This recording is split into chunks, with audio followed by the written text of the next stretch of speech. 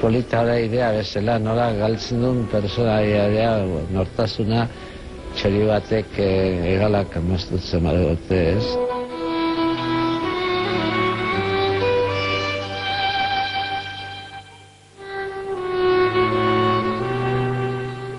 Kentzen badizute zure libertatea, zure gauza horiek, hori da egalak kentzea, ez? Ezea zu. Txoria daka simbolo asko, baina bat dan askatasuna, libertatea, gauza horiek, ez? Xoxo beltz bat banuen. 17. hegaldiari ekiteko nahikoa indar bildu du Mikel Laboak. 11 urte badira ez zuela estudioan grabatzen. Azkenean, abia utzi eta kaiolako bidea egin du Xoriak. Ni estudioaz dut asko maite, ez? Gustatzen zaitu. Hotza da estudioa, Dana ondatea behar da, eta ez da zuzenean bezala, ez da beste grazi bat, da publikoa, eman bat. Bernardo Atxagak emandako ideia hartu eta Txoriei eskaini dizkie Laboak diskoko 5 kanta. Xoxuen kantua. Txori bakoitza daka bere kantua, ez? Eta oso desberdinak dira txori batetik bestea, ez?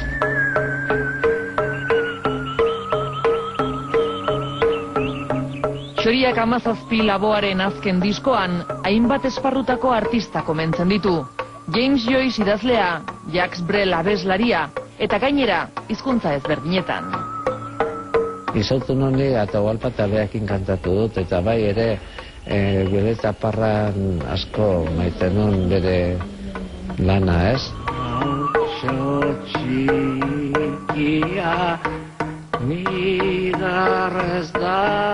Eta aloa da Arze eta biakin genuen, Arze hiltzen minbiziakin, Jesus Arze, oso lagunak, lagun minean zen baina, eta hartu genuen disgusto ondia, ez? Zuen begiak eta zuen etxetako lehioak. Egan egiteak horixe du, perspektiba ematen du atzean utzitakoa begiratu eta ulertzeko. Eta Laboak denbora luzez egin du egan. Paper bat bizitzan tokatu zaite egitea.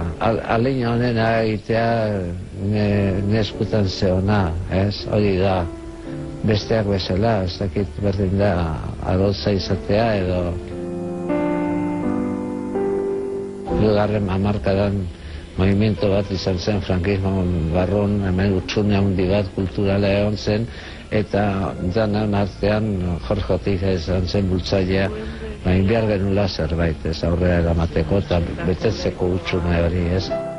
Txoriak laudatu egiten dituzuen.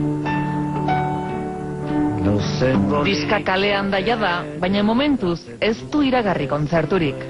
Gogoa badaukat, nahi eszenarioa nik uste da nahi gehiena gustatzen zaiguna da eszenarioa, ez? Zuzenean ematea, ez? Beti ez doa. Zuzeneko hori iritsi bitartean, Txoria beti izango da Txori, eta Laboak beti jakingo du egan egiten eta egan eginarazten. Txoriak lagun ditu behintzat oraingoan.